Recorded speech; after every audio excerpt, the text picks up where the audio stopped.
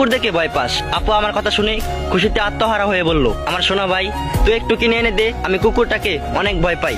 এই বলে আপু আমাকে 500 টাকার একটা নোট দিয়ে বলল, 5টা চারা আনবি। আমি তখন টাকাটা পকেটে রাখতে রাখতে বললাম, অসংখ্য ধন্যবাদ আপু, ছোট ভাইয়ের প্রেমের সহযোগিতা করার জন্য। তুই টাকাটা না দিলে আমি শ্রাবণীকে নিয়ে আজ দুজনে একসাথে বসে চোখে চোখ রেখে কফি খেতে পারতাম না।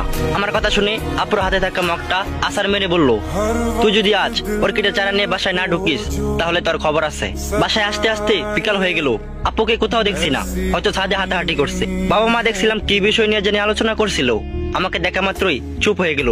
কিছুক্ষণ পর আম্মু আমার রুমে এসে বলল, অনেকদিন ধরে তুই কোথাও বেড়াতে যাস না, যা কয়েকদিনের জন্য তোর নানু বাড়ি থেকে ঘুরে আয়। আম্মুর কথাগুলো শুনে আমার কাছে স্বাভাবিক মনে হচ্ছিল না। কয়েকদিন আগেও আমি নানু বাড়ি থেকে ঘুরে আসলাম, অথচ আবার বলতেছে যাইতে। আমি তখন আম্মুর দিকে তাকিয়ে বললাম, আর সন্ধ্যায় আপুকে দেখতে আসবে তাই না?